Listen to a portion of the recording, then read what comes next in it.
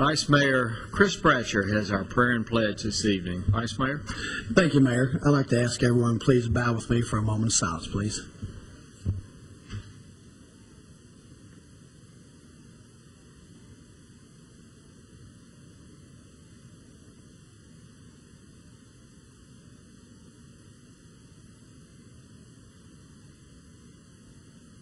Amen.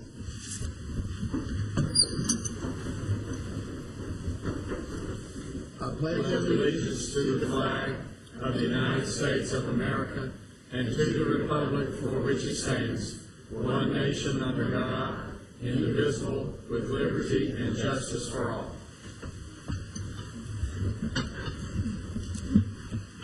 Good evening and welcome to the Murfreesboro City Council, November 18, 2010. We have members of the current crop class of the Youth Leadership Rutherford here, and we welcome you and would ask you to stand up and be recognized. We're glad you're here and appreciate your interest in leadership and finding out what's going on, and we hope to have a good meeting for you tonight, and we certainly welcome you and glad you're here.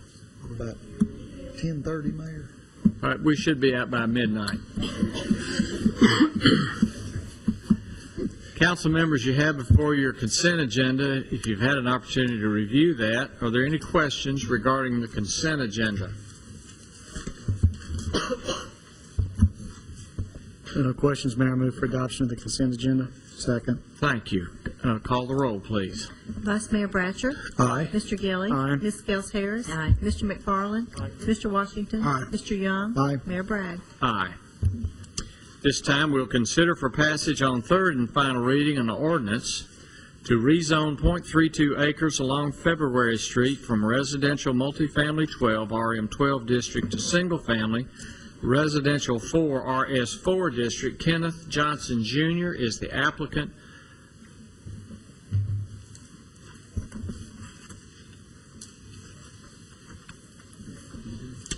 Mayor, move for passage on third reading.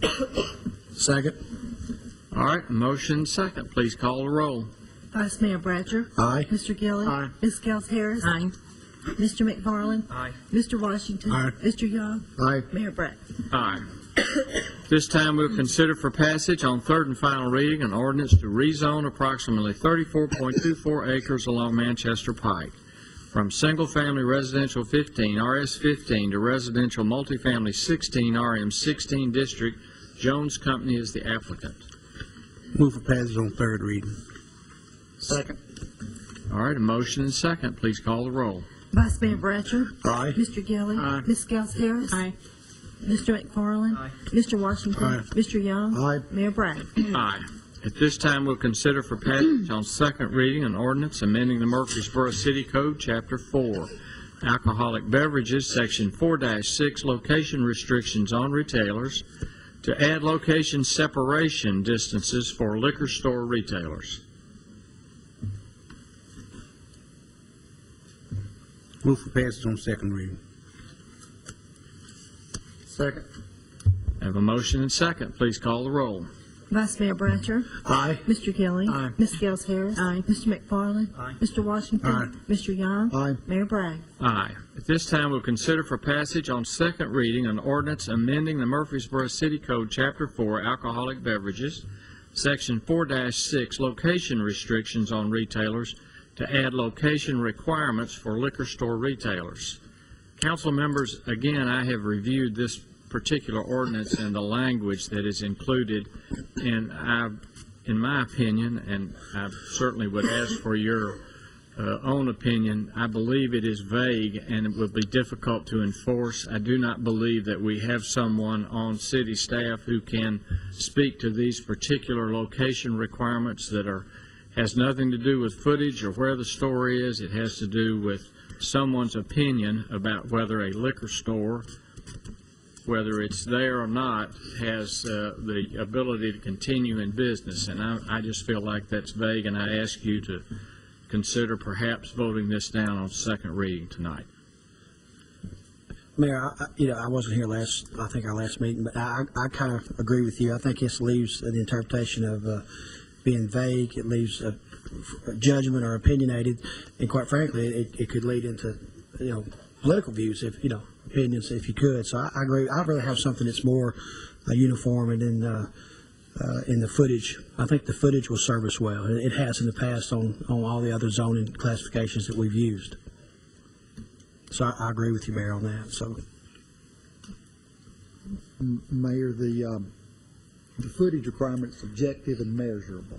What we're looking at now in the second part of this is subjective. It's going to be hard to determine how to enforce it, who's going to enforce it, whose opinion it's going to come into. I agree with you. I think it needs to, we need to re-examine this at this reading. Could I get an example? Ms. McGannon, do you have the verbiage, the language on that? I do. The statement is no certificate should be issued to an applicant whose proposed location is on premises where the business is likely to cause excessive congestion of traffic, either pedestrian or vehicular, at, by, or near such place. That's the kind of traffic judgment that the Planning Commission makes all the time in terms of whether or not a location is appropriate for requiring additional entryway or something like that. So if we had a proposed business that was going in where our traffic studies already indicated the level of service was not at the acceptable level for that street, that would be a basis upon which the council could decide there would be a traffic congestion problem and turn it down. That's one of the four characteristics that was suggested to you, but it would indeed call for the council to exercise judgment on that issue.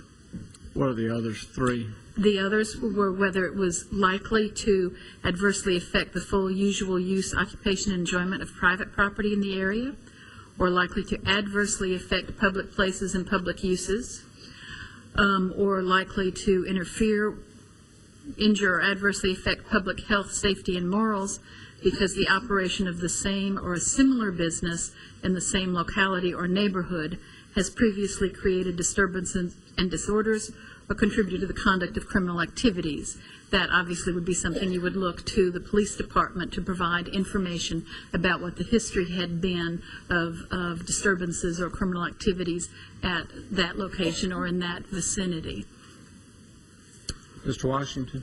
Yeah, Ms. McGannon, over the past years, you and I have talked about nuisance-type ordinances, and they are historically difficult to implement, and I'm fine either way.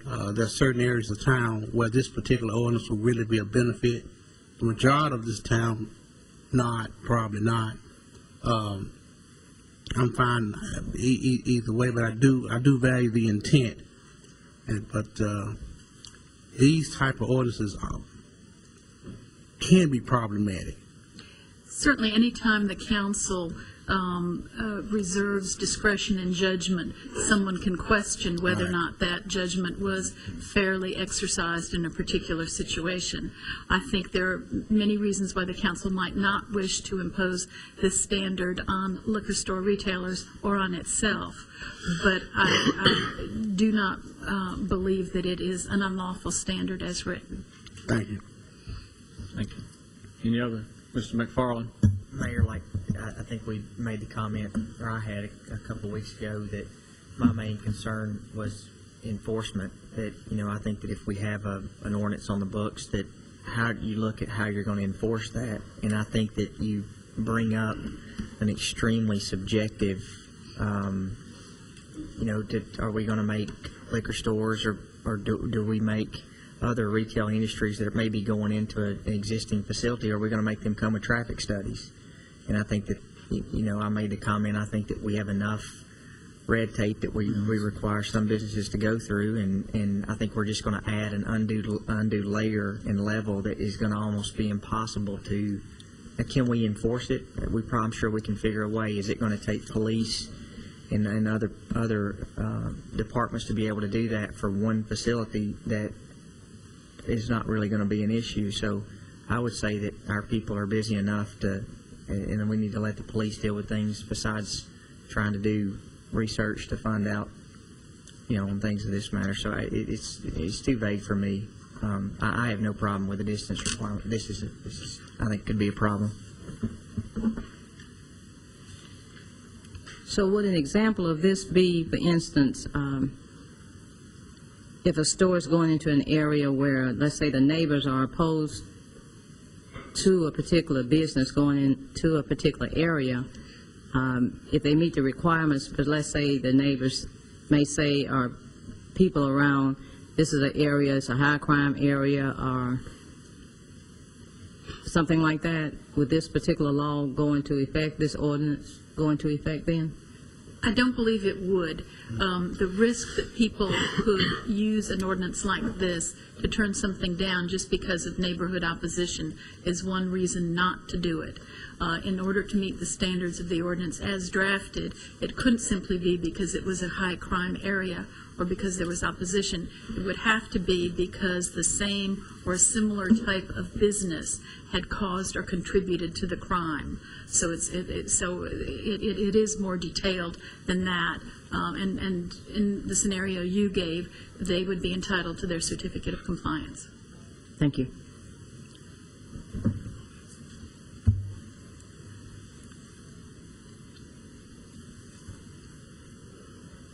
All right, then, is there a motion for passage on second reading on this ordinance 10-039?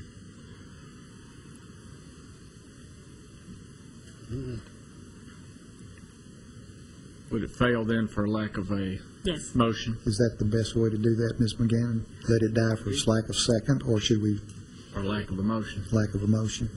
Is that, Yeah, that would be appropriate if, I mean, you don't need to vote to not adopt it. yes, ma'am. And there's, on these ordinances, is there a time period before the third reading has to be? No. You've got the ability to bring things back up at any time. So 3 years, 5 years, 3 months, 5 months?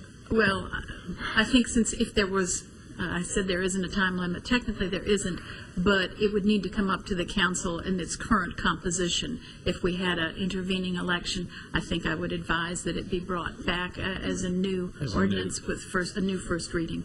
All right. If there is not a motion, then we'll go on to the next item. Then we will consider for passage on first reading an ordinance amending Murfreesboro City Code, Chapter 25 1/4 signs, Section 25 1/4 2, 25 1/4 20, 25 1/4 25, 26, 27, dealing with plan development, BP and GDO overlay zone signage, development ID signs, and sign permits and fees. Welcome.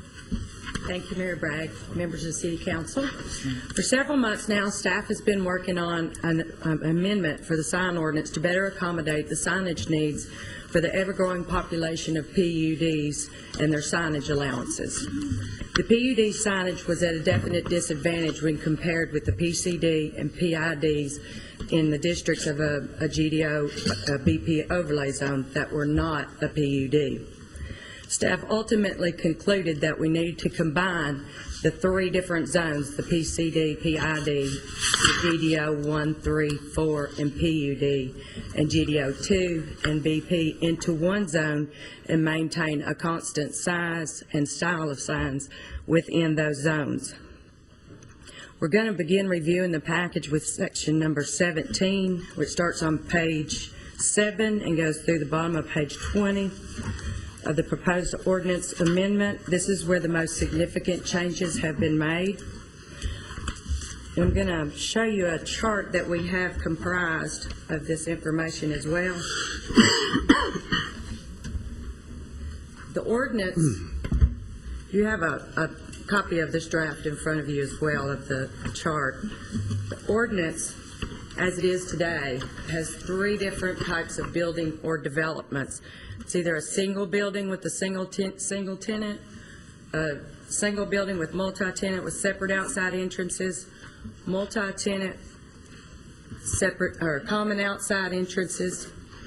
And this just was not adequate to serve the needs of the different types of building types that we have within Murfreesboro. We propose to add 3 more categories to sufficiently serve the PD needs Number 4 category would be a single building on a single lot with a combination of multi-tenant, separate outside and common outside entrances. A single lot with multiple non-residential use buildings, and a single or multiple buildings on a single lot mixed vertically. Additionally, we are proposing that the newly formulated district be formatted to include all sign categories of signs that are used throughout the city of Murfreesboro, and not just those that are allowed within this particular zone. If this format is accepted, we will propose future amendments that format all of the zones in Chapter 26C to be consistent with this format for the ease of use by sign companies and the general public. And those sign categories are listed on the left side of your chart, and we will briefly discuss each one of those different categories. Currently, the building ID signs are only allowed in GDO 1, 3, 4, and PUDs as freestanding wall signs.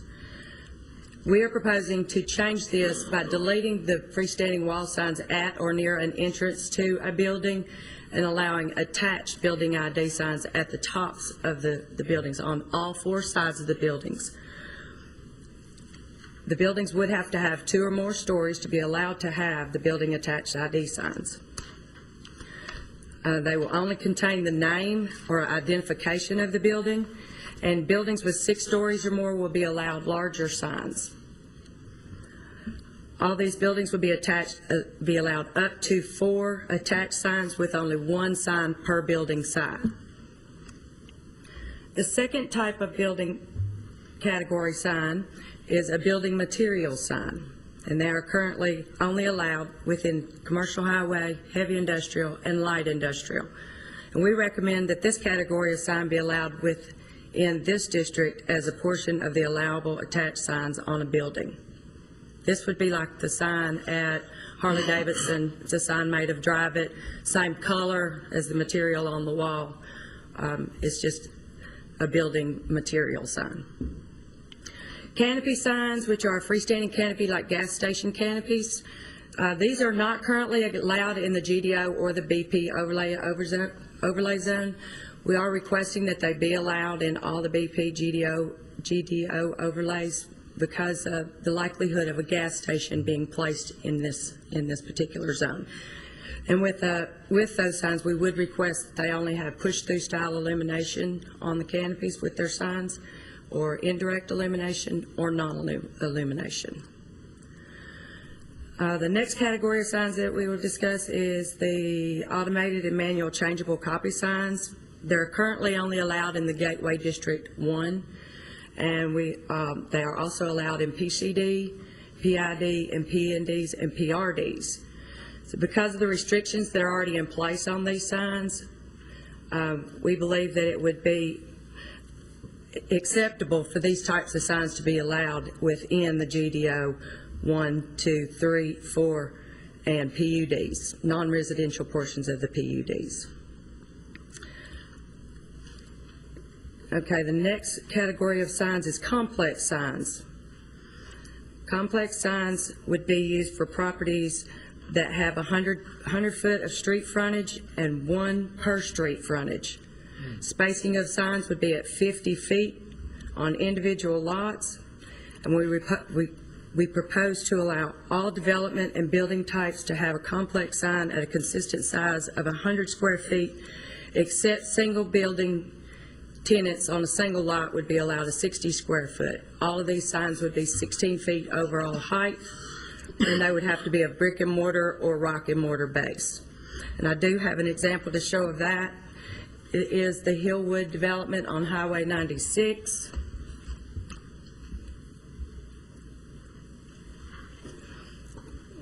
The Hillwood development on Highway 96 has 3 different sections. They have a single-family residential condominium section and an apartment section, as well as a commercial complex section, section number 4. This particular development would not be allowed to have a complex sign the way the ordinance is written today. What we are proposing is that they would be allowed, if this was subdivided, say, into 3 different lots, each lot would be allowed to have a complex sign. One being, if it were a single lot with a single tenant, they could have a 60 square foot sign at 16 feet overall height. And if there was a second lot that had 10 tenants, that tenant would be allowed to have a 100 square foot sign at 16 feet overall height. PUDs were at extreme disadvantage when located within GDO 1, 2, 3, and 4, as their next door neighbor signs could be much larger than the PUD sign that was currently there. Say if you have a development that's coming in on Thompson Lane and it's not a PUD, they could have a 100 square foot, 16 foot overall height sign. If they were a PUD, they would currently only be allowed an 8-foot sign at 40 square feet. The next category of signs is the development ID signs, and I'll cover this more in section 18 through 20 and section 22.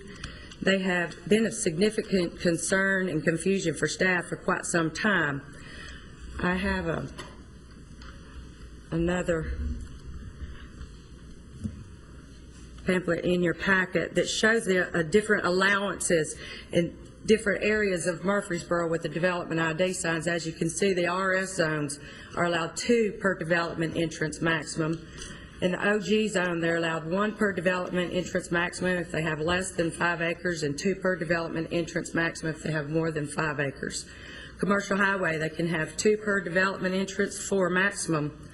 In the BP GDO overlay, they could have 2 per development maximum.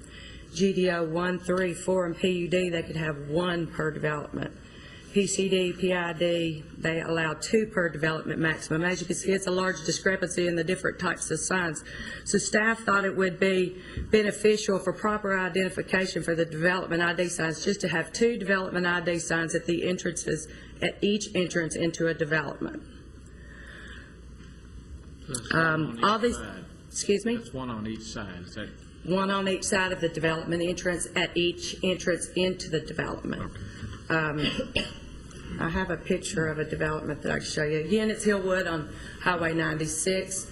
There are several entrances that lead into Hillwood development. You've got like 6 entrances off of different roads all throughout the exterior corridors, and you also have entrances into different sections of the townhomes, condominiums, the apartments, and to this single family living. Each one of those entrances would be allowed to have 2 freestanding wall signs, 8 feet overall height, 40 square feet display area. We didn't feel that this would be too overbearing because you can never see any one sign from a different entrance entering into the development. Amelia, real quick, whenever, is it still part of the planning process when the development comes through that they identify where the site or where the entrance sign is going, or is that something that comes after site plan? Do they come back and go through that process? They will be identifying where those signs will be located through their initial process, the location section, but basically staff will be approving the actual signs. It doesn't have to actually, Planning Commission is not going to be approving those signs.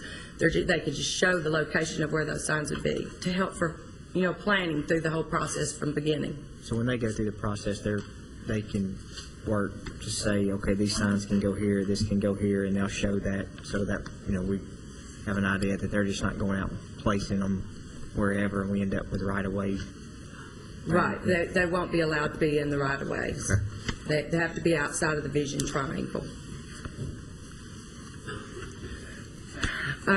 These signs, like I said, would be 40 square feet, 8 feet overall height. A single building with a single tenant would not qualify for a development ID sign. Complex signs and development ID signs both would be required to be freestanding wall signs, again made of brick and mortar or rock and mortar base. The next category of sign on the chart is a entrance flag sign. These are not allowed in any commercial zones at this time and will not be proposed to be allowed. Flag signs are currently allowed and will continue to be allowed in accord with the current regulations throughout the city. Interstate on-site signs, permanent off-site signs, and outline lighting will not be allowed in this zone. Routing signs will be allowed within developments with multiple buildings where they are currently only allowed in Gateway 1, 3, 4, and PUD currently. This would be like the Waterstone development in GDO 3. They have multiple roads leading into Centennial Pediatrics or to First Tennessee Bank, the Purtle building. These would just be routing signs to direct individuals in the direction they need to go. They would be 10 square feet display area with a height of 8 feet. They also would be required to be a freestanding wall sign made of brick and mortar or rock and mortar. Next category of signs is the tenant attached signs. Currently, tenant attached signs are allowed in all zone types. The proposed changes would increase the allowed signage for single-tenant buildings or multi-tenant buildings with common outside entrances. They will be allowed to have 4 signs on their building, where currently they're only allowed to have 3 signs on their building. And 3 of those signs can be located on one side of the building. They can have up to 4, but only up to 3 on one side. I've got a picture to show you of that. This is the Walgreens that's going in at Thompson Lane and Med Center. This actual picture shows that this is what they were requesting to begin with. You see they've got 3 signs on one side, 3 signs on another side, and then on the other 2 sides they have 2 signs. The way that this ordinance would work, they could put Walgreens on all 4 sides, or they could put Walgreens, pharmacy, and photo on one side and Walgreens on one additional side.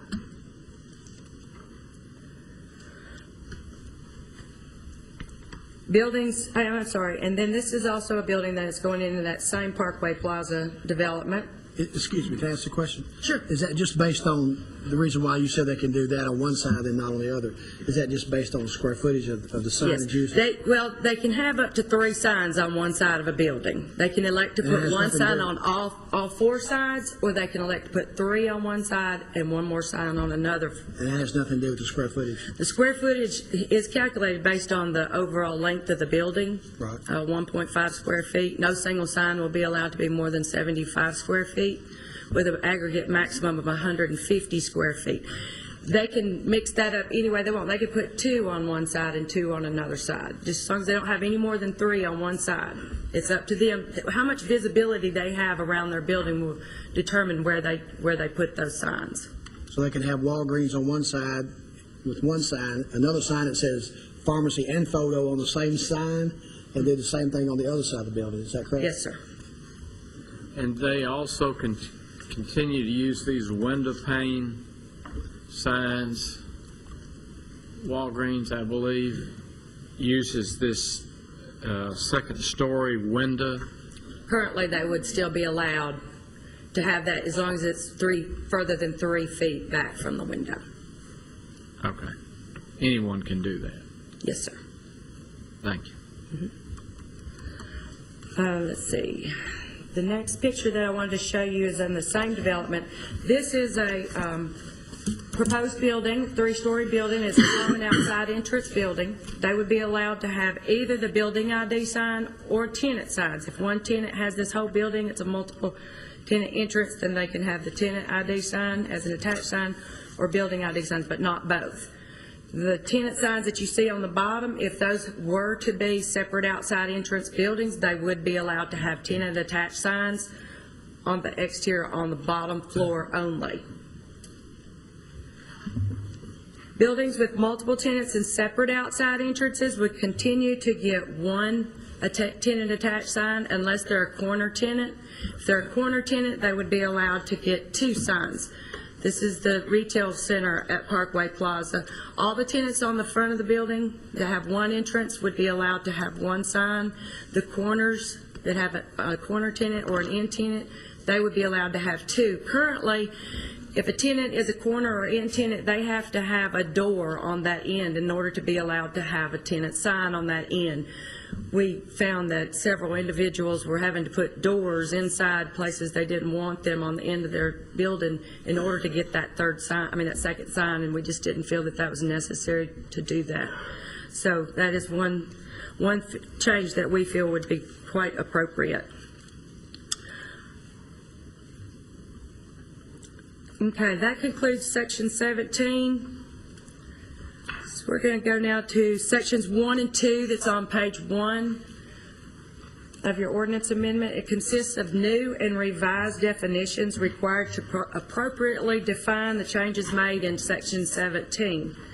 We have also added categories for major and minor tenants.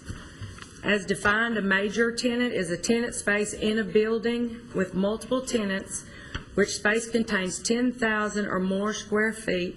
These tenants will be allowed an aggregate maximum of 4 signs with up to 3 signs on one side. This would be like, say, Target. Target currently can only have one sign because they are a multi-tenant separate outside entrance along with all of the other tenants in that shopping center. But if Target had another accessory road behind it, they would like to have a sign on the back side of it or on the side. So we're giving them leeway to be able to have, if they're that large of a tenant, to have multiple signs on their building. A minor tenant is a tenant space with multiple tenants which space contains less than 10,000 square feet. And these tenants would get 1 sign unless, again, they were a corner or an end tenant where they would be allowed to have 2 signs. Also, we revised some of the language definitions to remove regulatory language and put these regulations in the zoning area where they belong. There's a category in which it applies. Section 3, which is covered on pages 2 through 4, covers your sign permits and fees. Permitting requirements would not change in substance. The amendment would clarify information required for permit application process, the inspection process, and will increase the number of days for an approval from an application from 3 days to 10 days. Can I stop for a second? Why the need for the increase to go from 3 days to basically 2 weeks? Right. You've got, 3 days. If we don't approve something within 3 days, it's automatically approved. If I'm on vacation and I'm the only one that works the avenue or the gateway, then somebody else doesn't know that PSO and they can't get them processed in that amount of time frame, that's a hardship on us. If we have to do information gathering of any kind when we get an application in, say we have to go to the state or somebody for information, we're having to wait for somebody else to relay information back to us, then that puts us at a disadvantage on getting the application processed in a timely manner. Okay. This isn't a situation where we're going to all of a sudden now start issuing sign permits over a longer time frame, but there are certain circumstances where some additional time does help us try to find the right answer, but we're still going to try to turn them around very quickly. We can generally turn them around within a day or two, and we will continue to process them as quickly as possible. This is just for the ones that are a lot more complicated and have a whole lot more information gathering processes with it. Just as long as it's the safeguard as opposed to the standard item. Yes, we will definitely keep those standards that we currently have on getting those sign applications out as quick, or permits out as quickly as possible. Another thing we run into is if something needs a legal assistance and maybe Mr. Ives is out of the office and we've run into this circumstance when it's been a really rush situation that got very confusing, and that's why we felt the need to increase the number of days for this. Okay, thank you. The fees will remain the same as the current fees. We do propose to add a $75 final inspection deposit requirement to encourage applicants to final out their permits. This portion would be adopted separately by resolution, not by ordinance. Currently, most all building and codes fees are adopted by resolution. Explain it to me again. It's a $75. What is it called? It's called a final inspection fee.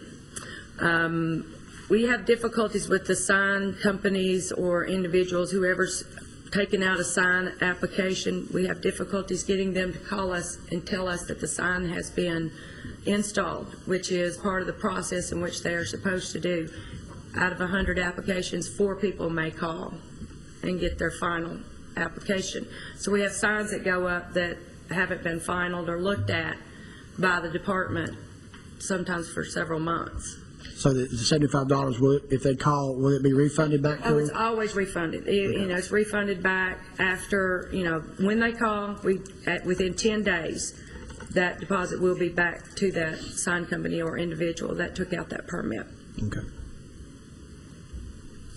Sections 14 through 15, pages 5 and 6 of the proposed ordinance amendment are proposed changes to the temporary sign amendments.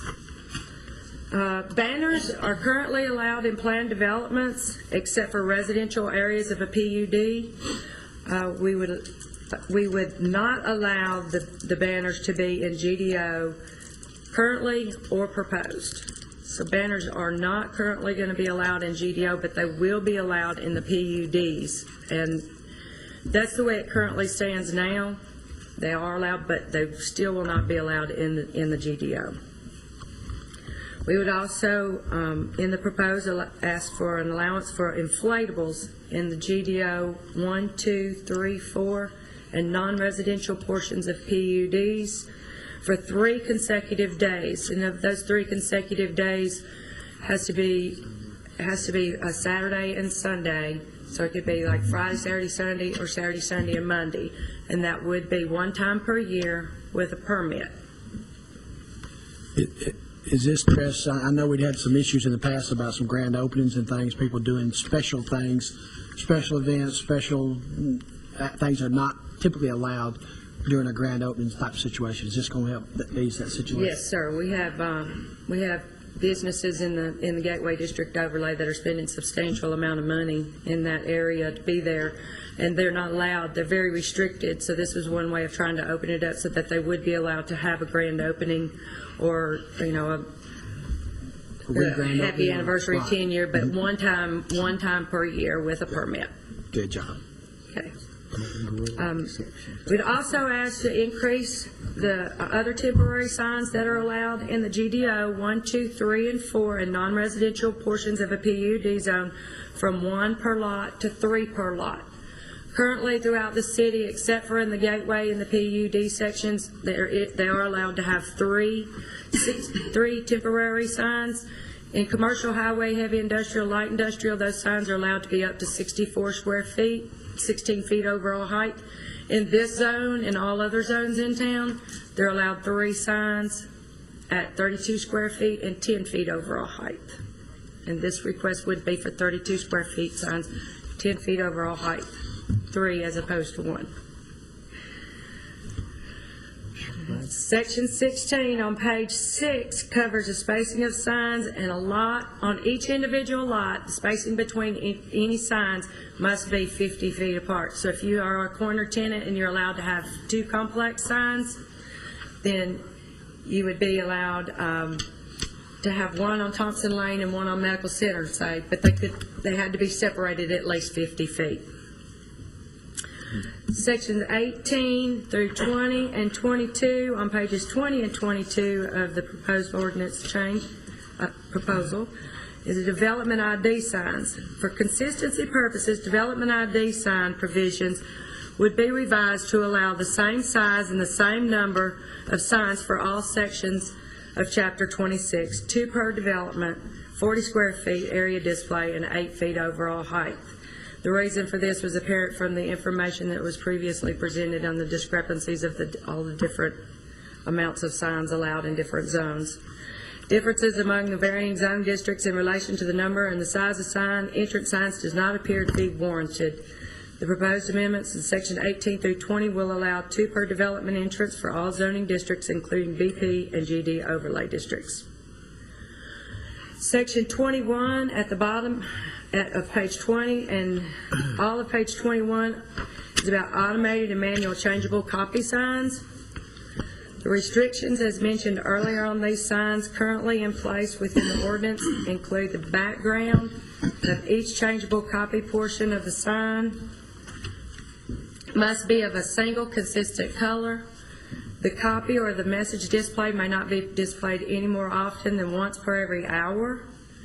The lighting and size are subject to the provisions of Chapter 25 1/4, which are applicable to other signs in the zoning district where the sign is located, and all other provisions and limitations of Chapter 25 1/4, which are applicable to other signs in the same zoning district where the sign is located, apply to these signs. Staff believes that with these limitations, automated and manual changeable copy signs would not be offensive in the gateway, and therefore we would propose that these be allowed within the gateway district overlay as well. Also, for greater clarity, we propose to add the background at a single color and change 1 time per hour provisions to Section F, which allows an automatic changeable copy sign to be incorporated into an off-premise permanent sign. This change was made after we had our stakeholders meetings. I've got a couple additional pictures to show you that give you an idea of the different types of signs that would be allowed in a particular development with this specific proposal. As you can see, this is a new development that's going in on Thompson Lane, Gateway Village. Gateway Village consists of 3 different buildings with 3 different building types. You've got single tenant or multi-tenant separate outside entrance with a combination of multi-tenant common outside entrance buildings.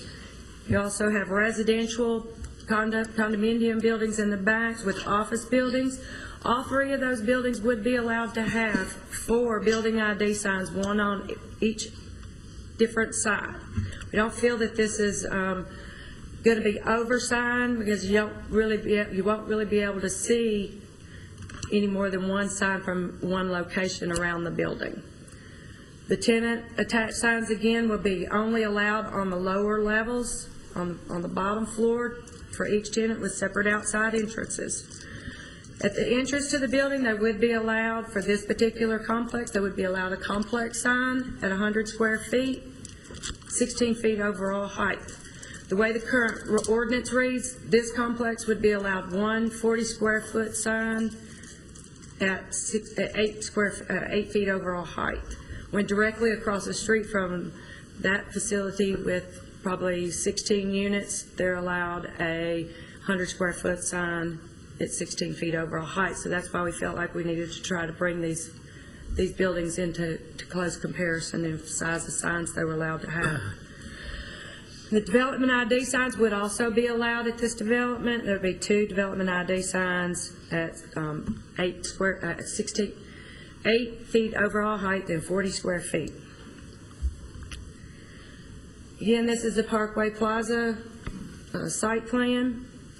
This is 2 different lots. You have lot 1 with a single tenant, and then you have lot 2 that has multi-tenant common outside entrance building, and then another building that's a multi-tenant common outside entrance building.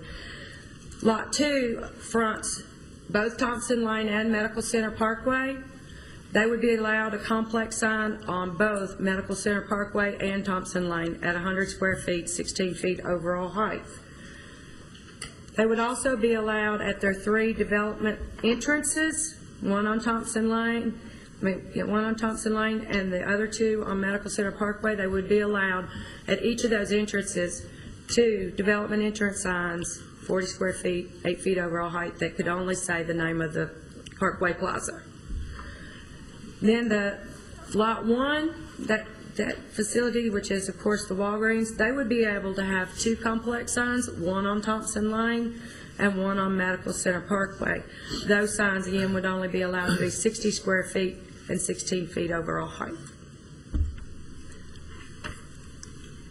We did have a stakeholders meeting on October the 13th. We had one at 10:30 in the morning and one at 5:30 in the afternoon. Had about 8 participants altogether. We mailed out packets with all the changes, the proposed changes, to about 100 sign companies that we work with, businesses who have been interested in our past ordinance changes, and developers, and invited them to these stakeholders meetings. We did not have any opposition to the proposed amendment changes. I'm available to answer any additional questions you might have. Any questions for Ms. Kerr regarding this extensive reworking of our sign ordinance? And the Youth Leadership Rutherford attendees tonight might know that this will be a test next week. And you might want to pay attention. Mr. McFarland. Mr. Kerr, where we now are going to add more complex signs and development signs, looking at this master plan, I know that we've gone through and said, okay, we're going to, hypothetically, this is on where the Walgreens lot is, that we say hypothetically you could put one here and put one here. But how will we coordinate the ability to put the signs in with, say, for instance, urban environmental, where we don't, or our landscaping department, where we don't have development signs popping up that you can't see because there's trees? We strongly encourage through, I attend the plan review meetings in the planning department when the plans first start coming in. We strongly try to watch for that as they come through and encourage the developer to go ahead and establish where they're going to be putting those signs. They don't always do that, and the end result shows up that they do have difficulty having their signs visible with the landscaping. We just try to work with environmental, urban environmental as best as we can when we find that there's an issue, and maybe change the different types of, we coordinate with urban environmental, try to change the type of trees and bushes and plants that they can do in the area where the sign is. That's been something, Mr. McFarland, and we've noticed in the past, and we've challenged the development team as they're putting their plans together to make sure that the sign vendor is coordinating the overall plan so that they don't have a conflict between the landscaping the developers required to put in the sign. They need to be thinking about this comprehensively, and that is something we do bring up in our conversations with them. The reason I ask this, I look at this site plan, and I know there's rationale, but when we're calling for street trees on the side of the sidewalk that's closest to the road. I was noticing, I can't remember where I was driving the other day in Murfreesboro, but there was a tree that had draped over the road, and the tree was literally flat where trucks were driving up and down, and it was just knocking the tree out. So trying to find a way to keep, where you're pulling out of an entrance and trying to peek around the landscaping to get out, to make sure that the signs and the landscaping can all sort of mesh together. And I know a lot of that's something that staff looks at, and it's not really something that we can control where somebody puts their landscaping in relation to where their signage. But this could be an issue where we're having more signage and existing landscaping and try to mesh all that in together. We do make recommendations, though, on types of landscaping to use, especially when we have heavy use. So. Well, I don't, and I can't recall, I think I brought it up a few weeks ago, where instead of having trees along the front, I think like Mr. McFarland was talking about every 10 feet or whatever, if we could have the ability to cluster those trees up so we could have the visibility. If we're having lower monument signs, which we're encouraging 8 feet tall, I think it'd be beneficial to be able to have some flexibility in the landscaping package, if you will, to be able to make sure, one, they can see the business, and two, they can see the signs, and three, we can still accomplish the trees that we want if we made them down the sides or cluster them in different areas with some low-growing shrubs. I think we can still achieve the same effect. Plus, I think what we're doing here, too, is trying to adapt to the newer types of building that we have and the newer types of development and construction that we have. So I applaud you for your efforts. I realize it's very difficult to kind of distinguish between each and every one of them. But it seems like to me you have some rules set up, and hopefully those will be beneficial to our business investors, and they will be pleased to have this additional signage available to them. Yes.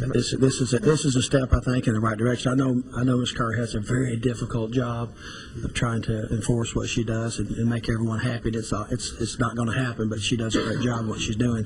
And I know this is something we've all been looking forward to kind of ease the restrictions on these a little bit to help our businesses, because we're all going. We're in new times. We're in economically times that we've never been in before, and as we look going into the future, I think we have to be able to be flexible enough to bend and give back something to our businesses to make them more successful. If we can do things to help them, I think this is a step in the right direction. And Ms. Kerr, just to make sure I've read over all of this, we are actually, whenever we talk about signs, I mean, this is one of the most fun things that we talk about on council that people always enjoy. But we're because Ms. Kerr is presenting. absolutely, yeah. That's what I thought. But we're not being restrictive on these, unless I'm wrong. We're being less restrictive. We're adding. We're signs. adding signage at this point, yes, sir. We're loosening up the ordinance, if you would, to allow more signage. This is the thing. All right, is there a motion then for passage on first reading of this ordinance? So moved. Motion second, please call the roll. Vice Mayor Bratcher. Aye. Mr. Gilly. Ms. Gels Harris. Aye. Mr. McFarland. Aye. Mr. Washington. Mr. Young. Aye. Mayor Bragg. Aye. Thank you, Ms. Kerr. And those others of staff who worked on this, I realize there's a significant amount of work that went into that. This time we'll consider recommendations of the city engineer with regards to change order number 1 to contract with Hoover Incorporated for the widening of Fortress Boulevard. Mr. Griffith, welcome. Is Haynes Drive going to be paved before the end of the month? Before the end of the year, yes, sir. I don't think that was the question. Thank you very much. That's a month. I have for you December tonight. is the month, isn't it? It is. Yes, that's what I Unless thought. they've changed it. I thought change orders are disallowed. All right, change order. Yeah, we're looking for a softer phrase other than change order. I think change directive, some other things have been recommended tonight, but tonight we have change order number 1 for the Fortress Boulevard widening, which is the project's going very well, I might add. It's being constructed by Hoover Incorporated. A map including the limits of this project is included with your information. The change order adds a retaining wall to support the existing AT&T substation there by the villas of Indian Creek. That substation was originally it was just going to be sloped to it, but there's quite a bit of underground conduit leading to it that once we got into the construction is actually going to be exposed if we use a slope. So therefore, our consultant Huddleston Steel is recommending a change order. We did have requested a price for this, and they give us a price for $29,500, and it does not add any calendar days to the project. It will increase the overall contract price to $2,379,228.96. We recommend approval of this change order with the funding from the recent TML loan. Where is the location of the retaining wall? It's there's a large substation that's just to the north of the villas of Indian Creek. Yes, sir. That's on the east side of the on the east side of Fortress Boulevard. All right, any questions from Mr. Griffith regarding this? If not, is there a motion? Move to be approved. Second.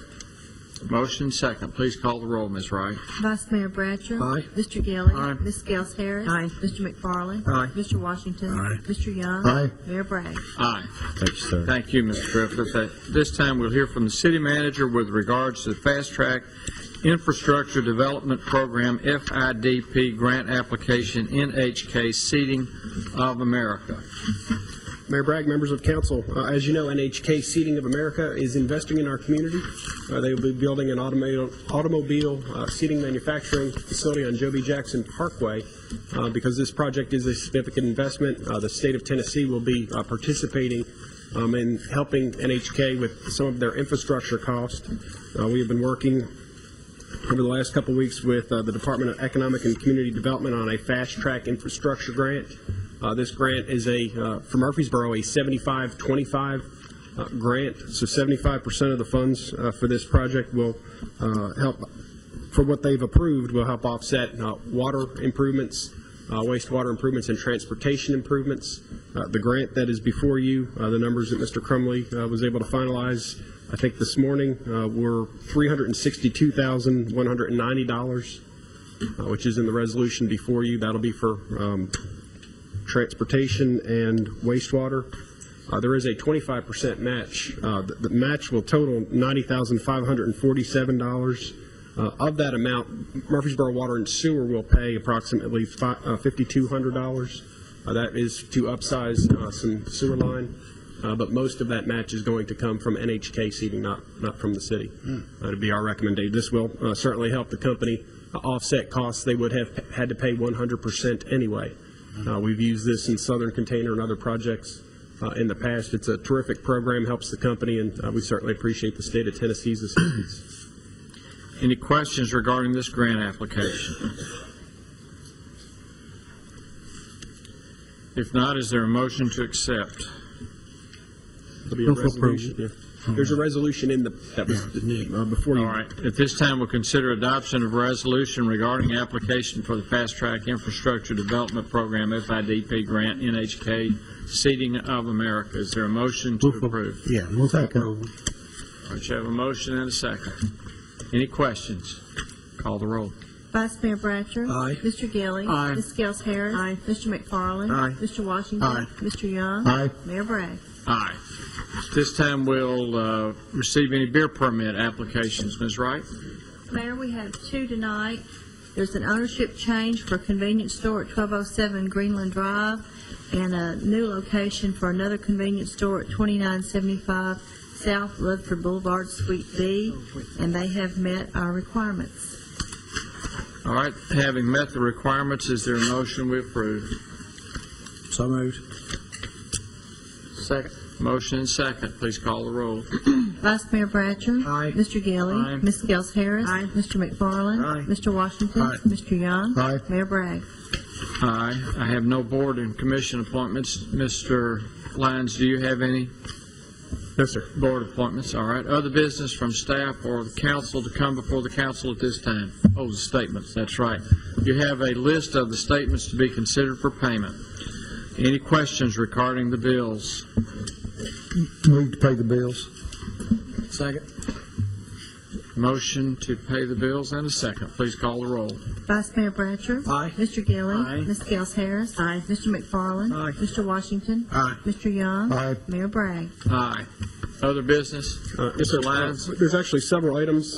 First item we'd like to present to you relates to the refunding of variable rate debt and converting that to fixed rate debt. You'll recall earlier this month you approved and directed me to contact the state of Tennessee regarding these plans. There's a formal process to refund debt in Tennessee.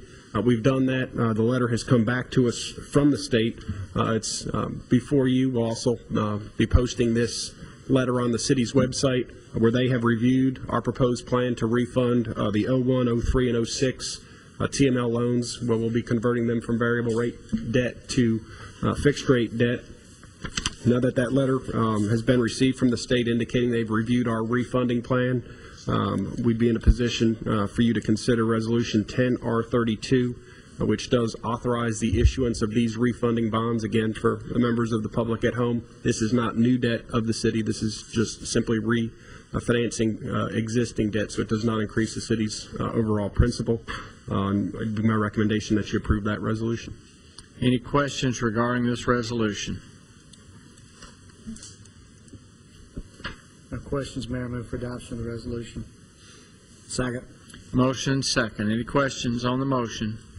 If not, please call the roll, Ms. Wright. Vice Mayor Bratcher. Aye. Mr. Gilly. Aye. Ms. Gels Harris. Aye. Mr. McFarland. Aye. Mr. Washington. Aye. Mr. Young. Aye. Mayor Bragg. Aye. And Mr. Gore's got an item. Mr. Gore? Good evening, Mayor, City Council. Have attached for your consideration approval a proposed memorandum of agreement between Middle Tennessee State University and the City of Murfreesboro. It's in regards to the National Pollutant Discharge Elimination System Municipal Separate Storm Sewer Systems Permit. City's been covered under the existing permit for the past 7 years. The new permit, or the notice of intent for coverage of under the new permit, is due by the end of this year. We've been working with MTSU. They have not been covered for the past 7 years. They have an option to be a co-permittee with the city of Murfreesboro, where there would be some mutual assistance between the university and the city. And this memorandum of agreement attempts to outline in its general form what that mutual assistance will be and who will be responsible for what. We have been drafting the new NOI together with MTSU. It's for the next permit cycle, which will be first, the 7 years was supposed to be 5 years. Each of these permit cycles are supposed to be 5-year cycles. TDEC has generally encouraged cities and universities to co-permit together. We've met with TDEC on a couple of occasions with MTSU. If you would like a moment to review the memorandum of agreement, I can go over the highlights and answer any questions. Any questions for Mr. Gore regarding this memorandum of agreement with MTSU?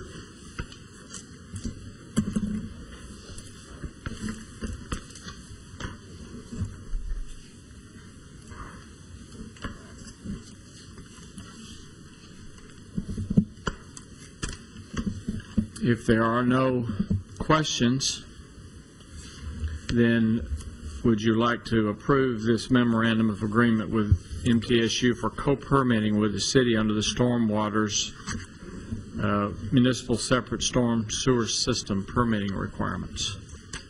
So moved. Second. Motion and second. Please call the roll. Vice Mayor Bratcher. Aye. Mr. Gilly. Aye. Ms. Gels Harris. Aye. Mr. McFarland. Aye. Mr. Washington. Aye. Mr. Young. Aye. Mayor Bragg. Aye. Thank you, Mr. Gore. To our students with youth leadership, we are happy that you're here tonight. We hope you will come back.